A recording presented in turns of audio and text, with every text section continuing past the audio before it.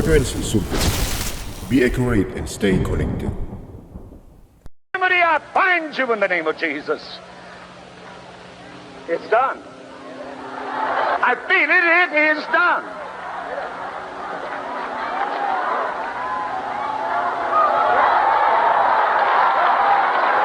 In Jesus' name. Get up on there. Pick up your bed and walk. Bring me the next wheelchair.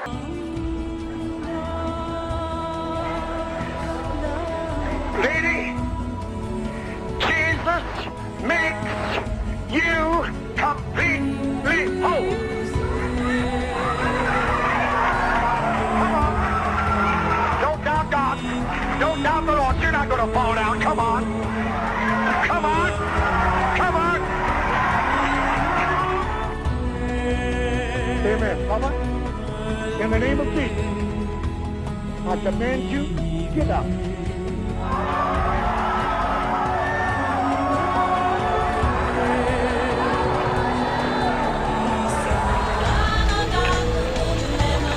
In the name of Jesus Christ. In the name of Jesus. Take the pain from these limbs. Touch him by your divine power. Let him run like the prophet of old. Let him run like Elijah, Lord. In the name of Jesus. Heal him. Let him walk, Lord. In the name of Jesus.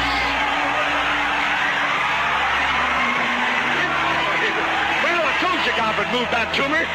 This boy couldn't walk. Asa Alonso Allen, atau biasa dikenal sebagai A.A. Allen, adalah penginjil Pentakosta Amerika yang terkenal dengan pelayanan kesembuhan dan pelepasan. Lahir pada tanggal 27 Maret 1911, Allen lahir dari keluarga yang sangat miskin dan ayahnya seorang pecandu alkohol. Namun Tuhan tidak melihat latar belakang kehidupan Allen. Tuhan mengubahkan dan memakai kehidupan Allen dengan luar biasa. Awal kisah perjumpaan Allen dengan Tuhan adalah ketika ia sedang di tengah perjalanan melewati sebuah gereja yang sedang melakukan ibadah dengan pujian semarak, tepuk tangan, dan tari-tarian bagi Tuhan. Untuk pertama kalinya, ia pun mengikuti ibadah dan terheran-heran karena atmosfer sukacita yang luar biasa baru pertama kali Allen rasakan. Allen terus berdoa dan berpuasa untuk mencari Tuhan sedemikian rupa. Dia mengurung dirinya di kamar doanya untuk bertekun dan menghanyutkan dirinya dalam realita Tuhan. Dari sinilah Tuhan mulai melakukan banyak perkara besar dalam kehidupannya. Pernah diberitakan bahwa ada sebuah salib yang terlihat di dahi Allen dan kobaran api di atas tendanya. Dalam kebaktian lain diberitakan bahwa minyak mujizat mulai mengalir ke kepala dan tangan hadirin di kebaktian rohani yang Allen adakan. Sehingga ada mujizat-mujizat yang tidak lazim terjadi. Salah satunya ada seorang wanita yang memiliki berat tubuh 500 pon, sekitar 200 kilogram. Dalam sekejap, beratnya menyusut hingga 200 pon atau hanya tersisa 90 kilogram ketika Allen menumpangkan tangan kepadanya. Dalam masa perjalanan pelayanannya, Allen menghadapi banyak sekali pertentangan, cobaan, ujian, dan sebagainya.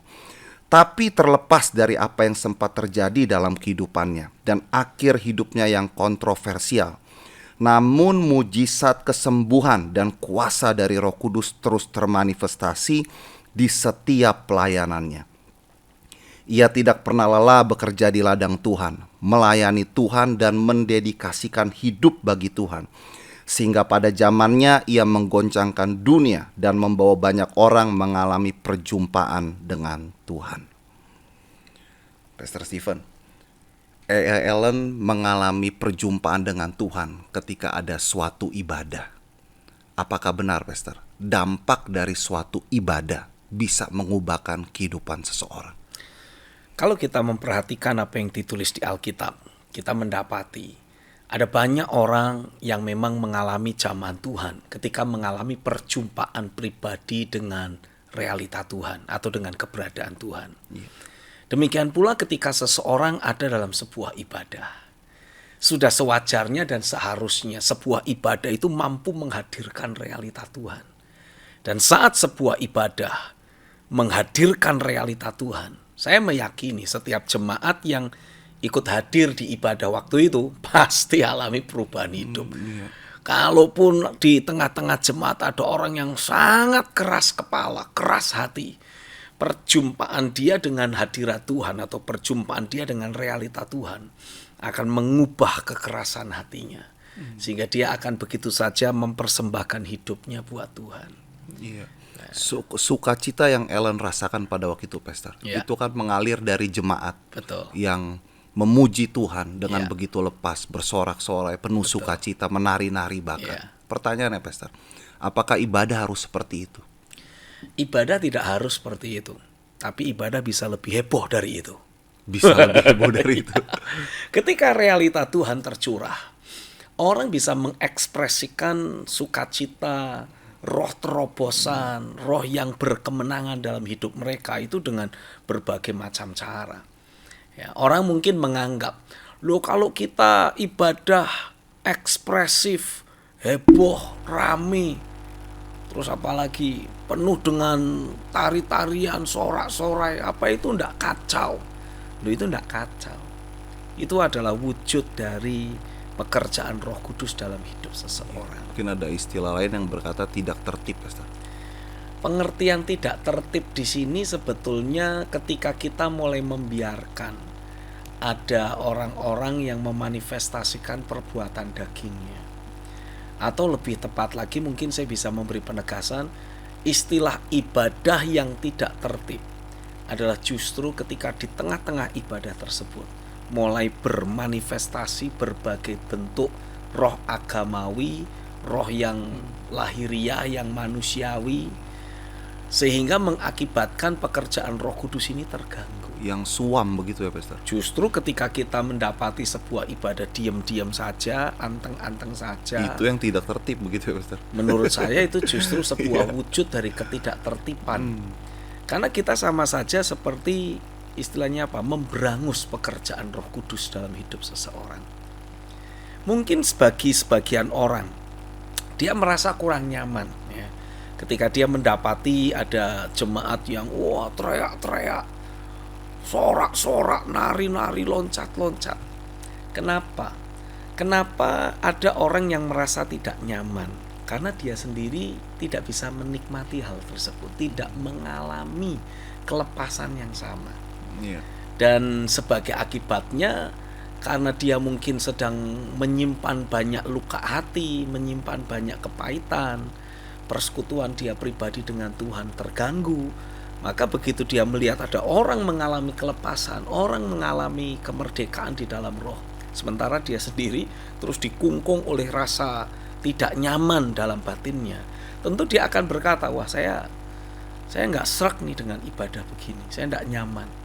Tapi sekali dia belajar membuka hatinya dan dia mengalami zaman Tuhan, dia yang nanti mungkin lebih heboh dari yang lain.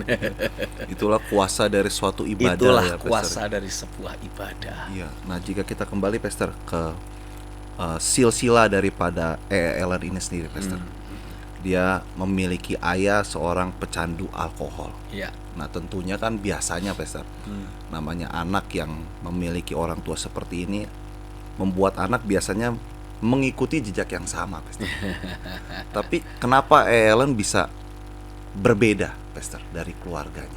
Saya percaya terlepas dari apa yang menjadi perilaku dan kelakuan dari seorang ayah atau orang tua, tapi masing-masing anak dalam sebuah keluarga pasti akan mendapati bagaimana tangan Tuhan bekerja dalam hidup mereka. Tidak semua orang akan selalu mengikuti teladan yang keliru. Iya. Ada anak-anak tertentu begitu melihat orang tuanya punya sikap yang mungkin tidak baik, tidak alkitabiah, dia justru akan semakin menjauh dari perilaku yang seperti itu.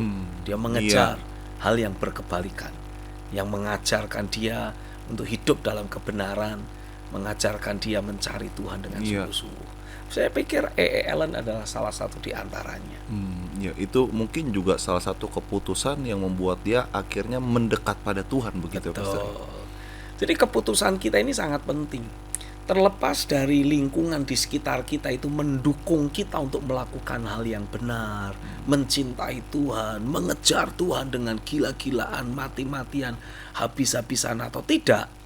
Ini keputusan kita yang menentukan. Iya, iya. Seringkali orang bilang, saya ini tidak bisa bertumbuh karena lingkungan saya tidak mendukung. Nah, kan sering ada Iya, orang iya, bilang iya. seperti itu. Loh, Samuel itu juga lingkungannya tidak mendukung. Lebih parah dari Lebih ayahnya parah. Allen ya, Pastor. Iya, karena dia melihat figur-figur para pelayan Tuhan, para imam dan orang Lewi yang justru hidup bobrok dan punya moral yang bejat. Tapi karena hati Samuel telah disetting sedemikian rupa untuk mengejar Tuhan. Dan Samuel memang mencintai hadirat Tuhan. Jadi dia tidak peduli dengan contoh buruk yang ada. Dia mengejar Tuhan dengan sungguh-sungguh. Dan itu bisa. Artinya kita walaupun tidak mendapatkan support dan dukungan dari siapapun di sekitar kita, kita tetap bisa mengejar Tuhan. Kita tetap bisa menjadi pribadi yang cinta Tuhan, mati-matian, gila-gilaan habis-habisan. Iya, iya. Ya, saya harap para pendengar juga betul-betul mengambil keputusan. Pokoknya tidak peduli lingkungan saya mau melakukan hal yang benar, saya mau melakukan apa yang menjadi keinginan hati Tuhan, saya mau mengejar kebenaran, saya mau melakukan hal yang benar. Iya. Ya seperti yang Allen lakukan, Pastor. Dia Iya. terus berdoa dan berpuasa mencari Tuhan sedemikian rupa. Iya. Nah, ini kan jejak para revivalist dan reformer, Pastor. Rata-rata seperti ini Yes. mereka lakukan. Pertanyaannya, Pastor, apa nggak ada jalan lain, Pastor? Maksudnya untuk membawa dampak perubahan terobosan. Kalau Apakah kita tidak mau- ada jalan lain? Kalau kita mau pelajari makna atau arti dari kata revivalist, ini kan orang yang membawa kebangkitan, ya kan? Kalau disebut sebagai orang yang membawa kebangkitan, artinya sekelilingnya lagi mati. Oh iya. Reformer, orang yang membawa perubahan, reformasi. Iya. Artinya apa? Lingkungan yang ada di sekitarnya ini rusak semua, tidak sesuai dengan pola yang seharusnya. Nah, otomatis kalau kita rindu menjadi para revivalist, ya kita harus punya kehidupan yang berbeda dari orang-orang di sekitar kita. Kalau kita ingin menjadi seorang reformer, orang yang akan mereformasi, membawa perubahan apa yang ada di sekitarnya, ya kita harus punya kehidupan yang berbeda dari apa yang ada di sekitar kita. Kalau kondisi di sekitar kita suam, kering, hambar, ya kita harus pastikan kita membangun gaya hidup yang terus berkobar-kobar, terus menyala-nyala. Bukan pencitraan, tapi itu betul-betul menjadi kehidupan sehari-hari kita. Kita terus alami ada pekerjaan firman, kita terus alami ada pekerjaan roh yang membuat hati kita ini terus menyala-nyala, penuh dengan kasih akan Tuhan dan kasih pada sesama. Wajib itu. Itu memungkinkan, Pastor, seperti itu. Bukan hanya sekedar memungkinkan, harus malahan. Harusnya kita punya gaya hidup seperti itu. Jadi kita harus mengkondisikan diri sendiri. Kita harus mengkondisikan diri kita, melatih hidup kita sedemikian rupa. Kenapa seringkali kita mendapati orang-orang percaya termasuk hamba-hamba Tuhan, para pendeta di sebuah gereja, kok sepertinya ya kehidupannya begitu-begitu saja, pelayanannya begitu-begitu saja, tidak bawa impact apapun pada sekitarnya. Lah karena gaya hidupnya sama sekitarnya. Kalau kondisi orang-orang di sekitarnya suka pada hal-hal yang najis, dia sendiri di luar mimbar pelayanan juga masih hidup dalam kenajisan, ya artinya kan sama. Nggak mungkin kita bisa bawa perubahan. Yang ada kegelapan jadi semakin gelap. Karena kita yang seharusnya jadi terang, malah ikut-ikutan gelap. Iya. Itulah yang Allen ini alami di waktu kondisi gelap pada waktu itu ya, Pastor. Betul. Memang gaya hidupnya berbeda sangat drastis berbeda. ya, Pastor. orang-orang yang ada di zaman A.A. Allen hidup, mereka itu rata-rata orang yang sedang mengalami depresi karena tekanan ekonomi. Pada waktu itu memang di Amerika sedang mengalami apa yang disebut dengan Great Recession, resesi besar, Great Depression. Jadi orang-orang mengalami depresi. Mereka mengalami tekanan hidup sedemikian rupa. Mereka merasa beban permasalahan yang mereka pikul ini tak tertanggulangi. Mirip-mirip lah Seperti kondisi sekarang ya, zaman sekarang. pandemi begini ya, Betul. Pastor ya. Ya. Nah, sementara A.A. Allen sendiri dia tidak menjalani kehidupan sehari-hari dengan dipengaruhi oleh apa yang terjadi di sekitarnya. Karena dia mencari Tuhan dengan sungguh-sungguh. Karena dia mengejar realita Tuhan dengan segenap hati. Dia menikmati sukacita itu meluap dari dalam batinnya. Dan ini adalah wujud murni karya pekerjaan Roh Kudus dalam hidup orang percaya. Harusnya semua kita mengalami kondisi yang seperti itu. Sukacita kita tidak boleh terus ditentukan oleh sekeliling kita. Sukacita kita harusnya ditentukan oleh keputusan yang kita buat untuk mengejar Tuhan. Dan ketika kita mengalami perjumpaan pribadi dengan Tuhan, kita mengalami realita Tuhan dalam hidup sehari-hari kita, itulah saatnya sukacita yang abadi, sukacita yang sejati itu meluap dari dalam batin kita. Sifatnya internal ya, Pastor. Sifatnya harus internal. Sehingga sebagai akibatnya dimanapun kita berada, kemanapun kita pergi, apapun yang kita lakukan, ini akan mengekspresikan aliran sukacita, aliran realita Tuhan yang memancar keluar dari hidup kita. Jadi orang yang berinteraksi dengan kita pasti alami zaman Tuhan. Orang yang ngobrol aja sama kita, ya lagi sekedar ngobrol. Tapi karena di dalam hidup kita ini ada realita Tuhan, maka perkataan yang kita ucapkan pun seringkali akan memanifestasikan tuntunan dari Roh Kudus. Roh Kudus seperti kasih ide. Roh Kudus seperti memberikan kepada kita hal-hal yang harus kita katakan. Ketika kita katakan, itu menjamah hidup mereka. Dan seperti itu terjadi secara alami ya, Pastor? Itu natural saja. Begitu saja ya. Betul. Ya. Apakah itu akan menciptakan perubahan besar, Pastor? Itu kan sifatnya sepertinya kehidupan sehari-hari. Betul. Apakah itu akan memberikan dampak yang cukup besar, kah, Pastor? Oh, pasti. Karena yang namanya kehidupan sehari-hari ini kan dipengaruhi oleh keberadaan dari orang-orang yang memang menjalani kehidupan sehari-hari. Iya. Nah, kita sendiri kan memiliki istilahnya dunia kita, memiliki lingkar pengaruh, di mana dalam dunia kita ya kita berinteraksi dengan orang-orang tertentu. Ada orang-orang tertentu yang menjadi orang-orang yang ada di dalam lingkar pengaruh kehidupan kita. Iya. Nah, mereka yang selama ini ada dalam dunia kita, ada di dalam lingkar pengaruh hidup kita, merekalah orang pertama yang akan menikmati pekerjaan firman dan roh yang sama yang kita alami secara pribadi dalam doa-doa kita atau dengan kita mengejar realita Tuhan. Ketika orang-orang yang ada di dunia kita, orang-orang yang ada di dalam lingkar pengaruh kehidupan kita mengalami zaman Tuhan, lah ini orang ini kan juga punya dunia mereka yang lain, punya orang-orang lain yang ada di dalam lingkar pengaruh mereka. Jadi ini kayak getok tular gitu. Allen mencari Tuhan, kita mencari Tuhan, kita alami zaman Tuhan. Kita berinteraksi dengan orang-orang dalam lingkar pengaruh kita. Mereka alami zaman Tuhan. Dengan mereka alami zaman Tuhan, ketika mereka berinteraksi dengan orang lain, ini jamahan Tuhan yang mereka alami itu akan menular lagi kepada yang lain. Dan begitu seterusnya. Maka pasti akan menciptakan efek yang sangat signifikan. Itu seharusnya menjadi ciri khas dari umat Tuhan ya, Pastor. Ya. Betul. Sukacita yang meluap dari dalam batin itu ya. Betul. Saya jadi teringat mengenai jemaat mula-mula, Pastor, yang ditulis di sana disukai oleh semua orang. Betul. Kira-kira seperti itu ya, Pastor.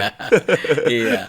Di tengah kondisi semua orang sepertinya sedang hopeless karena tekanan dari pemerintahan Roma di zaman Kisah Para Rasul yang menguasai penduduk negeri Palestina pada waktu itu. Tentu saja keberadaan jemaat yang selalu penuh dengan sukacita sorga, selalu penuh dengan kemeriahan hadirat Tuhan. Ini akan membuat orang lain suka sama mereka. Ya kayak kita sekarang lah. Kalau kita ngobrol sama orang yang pesimis, dikit-dikit ngomongnya negatif, capek kita, nggak suka kita.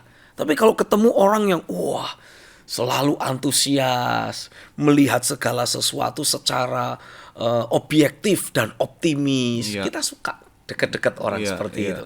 Karena keantusiasan dan semangatnya menular. Dan orang nggak ada yang suka ketularan kepesimisan, kesedihan, nggak ada. Sukanya nggak mau, sukanya pasti yang wah semangat, antusias, gitu. Ya baik, Pastor. Ini Allen melakukan mujizat yang luar biasa, Pastor. Ada orang yang berat badannya itu ratusan kilogram, Pastor. Ditumpang tangan menjadi puluhan kilogram. Nah ini kan mujizat yang aneh, Pastor. Mujizat yang extraordinary. Maksudnya kok sampai Tuhan memperhatikan masalah berat badan, Pastor? Jangan dijawab dulu, Pastor. Kita saksikan informasi berikut ini. Apakah mungkin gereja Tuhan mengalami kepenuhan Kristus seperti yang dinubuatkan di dalam Alkitab? Bagaimana jati diri umat Tuhan yang sesungguhnya di dalam Tuhan? Bagaimana wujud pelayanan tubuh Kristus di akhir zaman nantinya? Apakah masih terpecah belah karena denominasi yang ada? Temukan jawabannya di dalam buku Menuju Kepenuhan Kristus yang ditulis oleh Pastor Stephen Agustinus. Terimalah pemahaman yang akurat seturut kebenaran firman mengenai kesatuan tubuh Kristus. Untuk informasi Anda bisa menghubungi kami di nomor 0896 8088 8929 atau di nomor 0817 4927 954. Ya, baik, Pastor. Kita lanjutkan kembali, Pastor, mengenai tadi, Pastor. Tubuh orang yang sangat gemuk sekali didoakan menyusut, Pastor, menjadi 90 kilogram saja. Nah, kok bisa, Pastor, mujizat ini terjadi yang kita nggak pernah baca di Alkitab ini pernah ada, Pastor? Kok bisa ini terjadi, Pastor? Sebetulnya kalau kita bilang kok bisa terjadi, apa sih yang nggak bisa dah bagi Tuhan? Apa sih yang sulit buat Tuhan, ya kan? Tapi kalau tadi Gideon memberi komentar, kan di Alkitab nggak ada ditulis kejadian seperti itu. Ya sebetulnya nggak juga. Ada kejadian-kejadian extraordinary yang kurang lebihnya serupa. Saya ada membaca, memang sih dalam terjemahan firman Allah yang hidup. Pada waktu Yesus menyembuhkan, pada waktu Yesus membuat mujizat, ada dijelaskan di dalam terjemahan firman Allah yang hidup. Itu peristiwa orang-orang yang ketika datang, itu kondisinya tanpa lengan. Ada ya, Pastor ya? Ya, tapi memang dalam terjemahan firman Allah yang hidup. Tapi ketika Yesus melayani mereka, dituliskan mereka mendapatkan lengan yang baru. Wow. Nanti perlu dibaca tuh, Pastor. Bagus sekali. Saya sendiri juga pernah menerima ada satu penglihatan yang Tuhan tunjukkan berkaitan dengan pernyataan yang ditulis dalam Alkitab. Ketika Tuhan mendoakan orang yang tanpa lengan dan mereka mendapatkan lengan yang baru. Tuhan itu seperti tunjukkan dalam sebuah penglihatan singkat. Saya melihat ada seseorang yang tanpa lengan, lalu kemudian saya seperti mendoakan lengan yang sudah putus tersebut, dan sepertinya lengan itu bertumbuh, keluar. Dan kemudian ketika telapak tangan ini mulai tercipta, ini keluarnya seperti bunga mawar yang merekah. Gitu rupa. Itu membuat saya jadi merasakan realita Tuhan seperti yang belum pernah saya rasakan.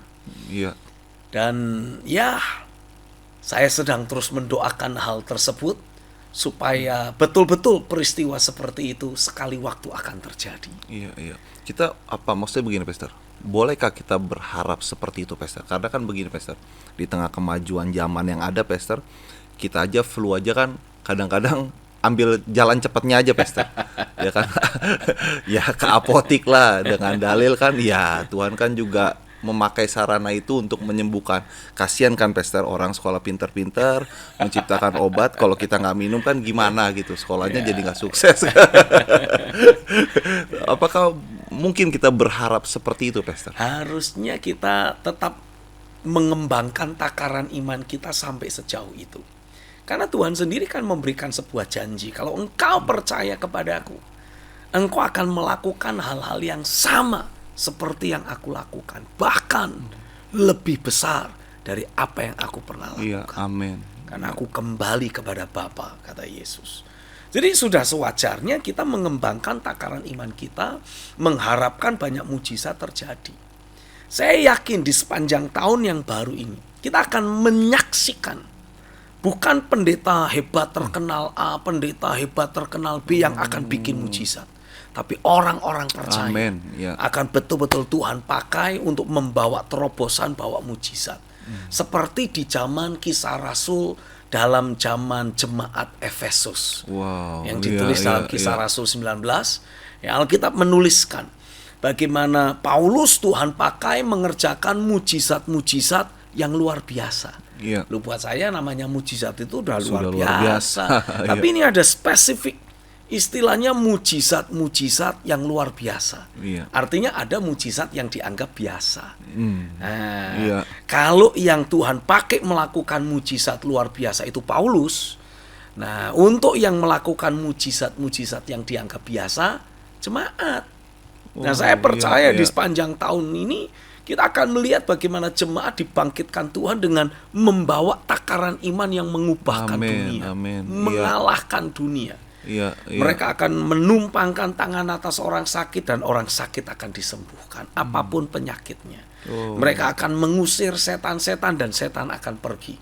Dan Iya. saya meyakini ada hamba-hamba Tuhan tertentu yang Tuhan akan munculkan Iya. untuk membawa manifestasi mujizat kesembuhan yang tidak lazim. Tidak lazim. Seperti Iya. yang Paulus lakukan. Dia punya baju yang pernah dia pakai, sapu tangan yang pernah dia pakai, dia titipin ke jemaat. Taruh ke orang sakit. Nah, berapapun orang sakit yang dikasih baju atau kain yang pernah dipakai Iya. Paulus, seketika mengalami mujizat. Nah, itulah yang disebut mujizat yang luar biasa. Iya, Nanti kita iya. akan lihat ada banyak mujizat-mujizat yang tidak lazim akan mulai Tuhan kerjakan pada hari-hari ke depan, bulan-bulan Amin. ke depan. Iya, iya. Dimulai dari tahun ini kita akan melihat bangkitnya orang-orang percaya Amin, amin, yang amin. dahsyat dipakai Yes. Tuhan dengan luar biasa. Amin. Mungkin mereka bukan pendeta terkenal, mungkin mereka tidak pernah khotbah, tapi kalau mereka tumpang tangan, apapun penyakitnya, begitu saja terjadi mujizat dan kesembuhan. Iya. Saya percaya Amin, itu. amin, Saya amin. yakin itu. Yes, amin. Jadi siapkan diri saudara untuk betul-betul mengalami Tuhan pakai hidupmu untuk melakukan banyak mujizat, Amin. tanda ajaib. Haleluya. Nah, Pastor Stephen, Ellen ini kan tumpang tangan, kasih minyak, Pastor. Itu kan sebagai sarana ya, Pastor ya, untuk terjadinya kesembuhan. Iya. Sedangkan Paulus sapu tangan. Sebenarnya cara kerjanya bagaimana sih, Pastor? Apakah memang sapu tangan itu kayak yang menyembuhkan, minyak itu yang menyembuhkan, atau bagaimana, Pastor? Cara kerja kesembuhan ini terjadi? Tetap bagaimanapun juga kesembuhan itu hanya dikerjakan oleh Roh Kudus. Roh Kudus pakai tangan kita untuk menumpangkan tangan. Roh Kudus pakai minyak yang kita oleskan.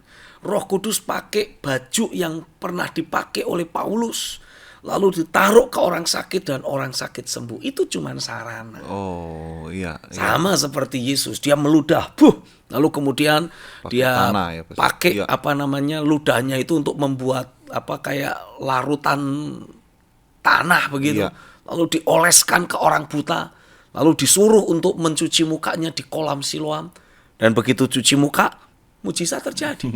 Nah, itu hanya sarana. Sarana. Kita iya. tidak perlu mempermasalahkan sarana. Tidak perlu juga kita ikut-ikutan dengan metode yang ada. Karena tidak semua kita istilahnya apa? Memang Tuhan pakai dengan mempergunakan metode-metode yang tidak lazim. Seperti contoh kita sering Iya. baca kesaksian Smith Wigglesworth. Ketika dia mendoakan orang sakit, bukan ditumpangi tangan, ditempeleng. Dia pukul. Tapi mujizat terjadi. Nah, tapi kita kan nggak kemana-mana tempeleng orang kan. Iya. Dan kita nggak boleh harus diterima secara pribadi kah, Pastor? Jadi kita nggak boleh, jangan juang ikut-ikut, takutnya kan kita tempeleng gitu, malah orangnya tempeleng balik. Salah kita ditempeleng balik, dikeroyok jemaat nanti.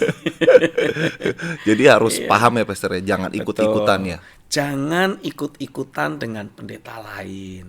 Pendeta itu, contohnya pendeta Wigglesworth, dia mendapatkan arahan dari Tuhan. Karena dia merasakan kebencian yang luar biasa pada sakit penyakit, kepada kelemahan tubuh. Iya. Jadi dia bilang kita harus bertindak dengan tegas. Nah, wujud tindakan tegas itu ya dalam bentuk dia tempeleng itu. Tapi bukan orangnya sebetulnya yang ditempeleng. Penyakitnya yang ditempeleng. Iya. Nah, permasalahannya kita ini tidak memahami dinamika internal pekerjaan roh yang terjadi dalam hidup seorang hamba Tuhan. Kita cenderung ikut-ikutan. Apa yang lahiriah itu yang kita ikuti. Tanpa ada dinamika tanpa yang kita sama begitu, memahami Pastor. dan tanpa adanya dinamika pekerjaan roh yang sama. Akibatnya apa yang terjadi? Blunder kita.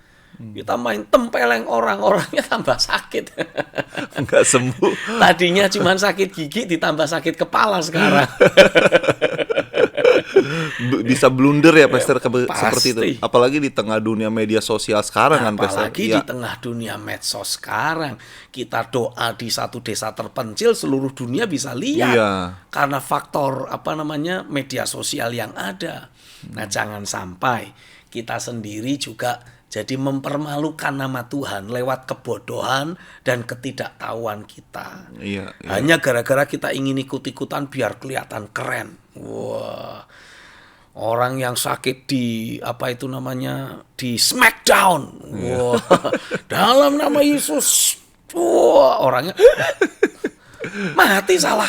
Iya. Salah kita loh itu loh. Iya. Kita nggak bisa bilang Tuhan tuntun saya. Kalau Tuhan tuntun kita, harusnya mujizat terjadi. Nah, kalau sampai mati, waduh, ini urusannya panjang ini. Iya. Jadi gimana? Apakah kita harus menjauhi, mendoakan orang sakit dan sebagainya? Jangan juga. Yang paling mudah bagaimana? Bangun dulu persekutuan pribadi kita dengan Tuhan. Iya. Pastikan kita ini terhubung nyata dengan realita Tuhan. Dan kalau memang Tuhan tidak mendorong kita melakukan cara-cara yang ekstrim atau cara-cara yang tidak lazim, udahlah tumpangin tangan aja. Itu lebih alkitabiah kok. Iya. Ya, Alkitab kan menuliskan tanda-tanda ini akan menyertai orang yang percaya. Mereka akan menumpangkan tangan atas orang sakit dan orang sakit itu akan sembuh. Iya. Memang tidak ditulis mereka akan men-smackdown. Akan menumpangkan tangan. Udahlah yang seperti ditulis saja deh. Kecuali memang Tuhan memberikan arahan secara spesifik. Itu yang perlu diperhatikan ya, Pastor ya. Itu pun kita harus tahu dengan pasti ini Tuhan yang memberi arahan. Iya. Karena sebenarnya juga kayak perwira Roma itu kan, Pastor, hanya minta Yesus bahkan berkata-kata saja. Cukup berkata-kata saja. Dan hambaku akan sembuh, kata perwira Roma. Iya. Udah ngomong aja. Bahkan kita kadang-kala tidak perlu menumpangkan tangan. Seperti misalkan saat ini, ketika kita sedang mengikuti rekaman seperti ini, saudara yang sedang sakit, engkau juga akan bisa menumpangkan tanganmu di bagian yang sakit pada saat ini. Dan sebagai hamba Tuhan, aku lepaskan kuasa iman, aku lepaskan pekerjaan Roh Kudus, dan aku perintahkan segala bentuk sakit, penyakit, dan kelemahan tubuh saat ini. Aku perintahkan pergi keluar. Engkau sembuh saat ini, engkau alami mujizatmu saat ini. Segala rasa nyeri, rasa tidak nyaman yang selama ini engkau rasakan di tubuhmu, di bagian kepala, ada yang saya rasa di bagian punggung, ada beberapa dari saudara yang mungkin sedang merasakan rasa sakit di bagian lutut. Hari ini aku hardik di dalam nama Yesus. Sekarang ini aku perintahkan semua rasa nyeri, rasa sakit, rasa tidak nyaman itu, aku usir keluar dari tubuhmu. dan engkau sembuh saat ini. Aku lepaskan roh kesembuhan, aku lepaskan kuasa mujizat untuk terjadi dalam hidupmu, dan engkau alami mujizatmu sekarang ini. Terjadilah di dalam nama Yesus. Yang percaya katakan amin. Haleluya, amin. Haleluya. Oh, engkau alami mujizatmu. Cek sekarang, periksa. Engkau akan rasakan, engkau akan alami sakitnya hilang. Haleluya. Puji Tuhan. Amin. Iya, Pastor, tadi waktu Pastor berdoa tadi, saya juga kayak penglihatan sekilas gitu, Pastor. Banyak orang yang lagi rebah di kasur, tiba-tiba dia bangkit berdiri, jauh lebih kuat, dikasih kekuatan dari Tuhan. Iya, amin. Di kondisi sekarang banyak yang sedang sakit, Pastor. Perubahan musim yang ada, saya yakin apa yang Pastor doakan tadi membawa dampak seketika bagi pemirsa yang mujizat menyaksikan. terjadi atasmu. Haleluya. Baik, Pastor Stephen, balik lagi ke Ellen, Pastor. Ya. Tentunya kan dia mendoakan orang sakit, tidak semuanya sembuh, Pastor. Betul. Sama juga seperti kita, Pastor. Ya. Nah, cuman kalau kita ini, Pastor, kadang-kadang kan doain orang sakit sekali nggak sembuh, rasanya langsung ciut gitu, Pastor, hati. Apalagi kalau misalnya kita doain terus orangnya malah meninggal, Pastor. Nah, ini rasanya aduh Tuhan, kayaknya Tuhan nggak pakai saya lagi. Jadi untuk mendoakan orang sakit berikutnya Kita jadi mikir-mikir, Pastor. Nah, seharusnya sikap seperti apa yang kita ambil, Pastor, ketika kita mengalami hal seperti itu? Kalau kita mendoakan orang, ternyata orangnya tidak sembuh, ya terus doakan. Karena ketika kita mengusir satu penyakit dan sepertinya belum terjadi apa-apa, yang harus kita lakukan hanyalah terus mendesak dalam hadirat Tuhan lebih lagi. Dan next time ada kesempatan lagi, doakan lagi orang. Nah, gimana kalau orangnya mati? Bangkitkan. Kalau enggak bangkit gimana? Kubur. Cari orang sakit yang lain. Iya. Dan itu yang harus terus kita lakukan sambil kita sendiri terus membangun persekutuan kita dengan Tuhan. Memperbesar takaran iman dalam hidup kita. Memastikan ada roh kesembuhan, ada roh mujizat yang terus kita terima, terus kita nikmati, mengalir dari ruang tahta masuk dalam hidup kita. Iya. Karena saya yakin kunci utama dari terjadinya mujizat dan kesembuhan ilahi adalah ketika kita memiliki ada roh kesembuhan, ada roh mujizat, ada roh terobosan yang terus kita terima dari hati Tuhan. Dan ketika kita mendoakan orang, itulah yang akan menyeruak keluar dan bermanifestasi. Seperti Petrus dan Yohanes ketika mendoakan orang lumpuh di pintu gerbang bait suci. Petrus dan Yohanes berkata, emas dan perak aku tidak punya, tapi apa yang aku miliki, aku berikan kepadamu. Apa yang kau miliki, engkau terima dari Tuhan. Apa yang kau miliki, engkau dapat dari Tuhan. Lewat persekutuan pribadi, lewat perenungan firman, kita menerima banyak hal dari sorga. Nah, apa yang kita punya inilah yang akan bisa kita bagikan lewat doa, lewat deklarasi, lewat penumpangan tangan, dan mujizat terjadi. Nah, kalau belum terjadi, minta dari Tuhan supaya kita punya. Nah, Pastor, untuk bisa mengenali bahwa kita sudah punya, itu perasaannya seperti apa, Pastor? Jangan dijawab dulu, Pastor. Pastor menjawab nanti setelah informasi berikut ini. Oke.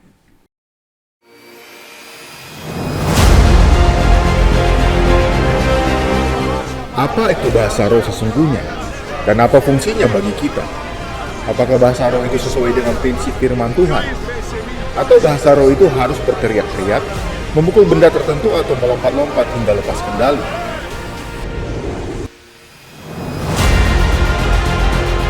Sampai saat ini bahasa roh masih selalu menjadi perdebatan yang tak berujung di dunia kekristenan. Tidak sedikit yang akhirnya menjadi sesat akibat pengajaran bahasa roh yang tidak akurat sesuai firman Tuhan. Temukan jawaban kebenarannya mengenai bahasa roh dari sudut pandang dan tujuan Tuhan di dalam buku Membangun Manusia Rohani yang ditulis oleh Pastor Stephen Agustinus. Untuk informasi buku, Anda dapat menghubungi kami di nomor 0896 8088 8929 atau di nomor 0817 4927 954. Ya, baik, Pastor Stephen tadi mengatakan untuk kita jangan putus asa ketika mendoakan orang sakit dan tidak terjadi kesembuhan. Doakan terus. Nah itu bedanya apa Pastor? Antara nekat dengan kita sudah menerima sesuatu dari Tuhan. Perasaan apa yang di dalam batin ini yang bisa membedakan ini memang kita sudah terima dari Tuhan, atau ini hanya emosi yang sedang ingin kita lampiaskan begitu Pastor? Kalau kita sudah menerima sesuatu dari Tuhan, ini pasti akan terkonfirmasi dalam batin kita. Jadi seperti ada sebuah keyakinan yang tak tergoyahkan, yang kita rasakan dalam batin kita. Sehingga ketika kita mendoakan orang tuh kita tidak rasa seperti wah berdebar-debar. Gimana kalau tidak terjadi sesuatu? Enggak, kita ya naturally enteng aja gitu. Kayak kita seringkali ngomong tanpa mikir. Oh, gak ada beban apapun Nggak ada ya beban. Pastor. Iya. Kita bertindak mendoakan karena pada prinsipnya yang menyembuhkan tuh bukan kita kok. Yang menyembuhkan kan Tuhan. Kita ini hanya menjadi sarana. Kita ini hanya menjadi alat yang Tuhan mau pakai untuk menyembuhkan orang tersebut. Kalaupun ternyata ketika kita berdoa belum terjadi sesuatu, ya sudah. Wong yang berniat menyembuhkan itu Tuhan. Kadangkala kesembuhan itu baru terjadi setelah kita pergi. Oh, itu jarang terpikir ya Pastor ya. Kita kan berpikir habis doa kan ya di tempat itulah harusnya terjadi. Harus terjadi. Nggak tentu seperti itu. Kadangkala kita selesai doa, sudah kita rasakan dalam hati kita terilis apa yang kita harus doakan, ya sudah, kita tinggal pulang. Sementara kita pergi, orang itu sembuh. Banyak kejadian seperti itu. Banyak sekali. Iya. Nah, yang harus kita lakukan adalah terus saja membangun persekutuan pribadi kita dengan Tuhan. Dan kita minta untuk Bapa di sorga berkenan memberikan kepada kita roh kesembuhan, roh mujizat, roh kesehatan. Sehingga ketika kita mendoakan orang, itulah yang mengalir, menjangkau, menjamah hidup orang tersebut. Amin. Iya. Apa yang aku punya, itulah yang aku berikan kepadamu. Iya. Itulah prinsip yang harus kita pegang dalam hidup kita. Dan saya meyakini kalau saudara sebagai jemaat, engkau terus belajar membangun persekutuanmu dengan Tuhan. Engkau belajar untuk dengan tekun merenungkan firman. Ada kehidupan ilahi yang terus diinjeksikan Tuhan masuk dalam hidupmu. Kabar baiknya adalah kehidupan ilahi ini seperti kayak obat dewa. Yang akan sanggup menanggulangi berbagai macam penyakit, berbagai macam masalah hidup. Karena semua masalah kehidupan, semua sakit penyakit, tekanan hidup itu sumbernya kalau bukan dari iblis, pasti dari dosa atau dari maut. Nah, ketika kita mendapati ini semua disebabkan karena iblis, dosa, dan maut, kita tahu Kristus sudah bangkit dari kematian, mengalahkan iblis, dosa, dan maut. Nah, ketika Kristus yang ada di dalam diri kita ini memanifestasikan dirinya, dia akan menelan segala manifestasi pekerjaan iblis, dosa, dan maut dalam kemenangannya. Oh, haleluya. Dan dari situlah ketika kita mendoakan orang, kita mengalirkan kehidupan ilahi, segala bentuk manifestasi maut, segala kuasa iblis dan kuasa dosa akan dihancurkan dan kita telan habis. Haleluya. Itu sifatnya pasti ya Pastor ya. Itu. Karena kehidupan tidak mungkin dikalahkan oleh maut. Betul. Kehidupan ilahi yang kita miliki ini sebetulnya adalah jenis kehidupan yang agresif. Akan selalu menjadi agresif ketika berinteraksi dengan maut, berinteraksi dengan iblis, berinteraksi dengan dosa. Dan maut, iblis, dosa itu pasti gentar ya Pastor. Pasti gentar. Ya. Pasti gentar dan dengan mudah akan ditelan oleh kuasa kebangkitan Tuhan. Haleluya. Kehidupan ilahi yang mengalir dalam hidup kita. Iya. Tadi Pastor sempat mengatakan, Pastor, di tengah-tengah tayangan yang ada, Pastor mengatakan bahwa nanti di tahun ini bahkan orang-orang percaya yang akan mengadakan mujizat-mujizat, Pastor. Betul. Nah, apakah berarti nanti orang-orang percaya ini memiliki kapasitas yang sama seperti Ellen, Pastor? Saya yakin bahkan bisa lebih dahsyat dari itu. Karena Alkitab menceritakan, menubuatkan di hari-hari yang terakhir, Roh Kudus itu akan dicurahkan 7 kali lebih dahsyat daripada peristiwa Pentakosta yang pernah terjadi di zaman Kisah Para Rasul. Kalau kita melihat di zaman Kisah Rasul, Petrus saja bayangannya itu bisa menyembuhkan orang sakit. Nah, saya yakin di akhir zaman seperti sekarang ini, orang-orang percaya ini akan betul-betul mendemonstrasikan kehidupan ilahi yang menelan maut di dalam kemenangan. Amin. Segala tindakan sederhana yang mereka lakukan karena mentaati tuntunan Roh akan selalu menciptakan mujizat. Amin. Akan selalu menciptakan tanda ajaib. Dan hal itu akan menjadi sesuatu yang lazim, yang lumrah, yang normal dalam kehidupan sehari-hari orang percaya. Haleluya. Selama sekian waktu lamanya, pandemi COVID-19 seperti memberangus dan membelenggu kebebasan aktivitas dari orang-orang percaya. Tapi hari ini saya menubuatkan di dalam nama Yesus. Mulai dari tahun ini, tidak ada lagi yang bisa menahan dan tidak ada lagi yang bisa membelenggu pekerjaan Roh dalam kehidupan orang-orang percaya dan lewat orang-orang percaya. Sesuatu yang ilahi akan terus Tuhan kerjakan dalam hidupmu. Memfollow up apa yang engkau dengar lewat program ini. Roh Kudus akan bergerak lebih kuat, membawa engkau mengalami kemerdekaan dari segala konflik batin, sakit hati, kepahitan, dan berbagai macam trauma. Dan Tuhan akan membawa engkau menikmati realitas sorga yang memulihkan, memperbarui hidupmu, membuat engkau mau mendedikasikan hidup hanya buat kerajaan sorga. Dan dari situlah perjalanan rohanimu akan dimulai.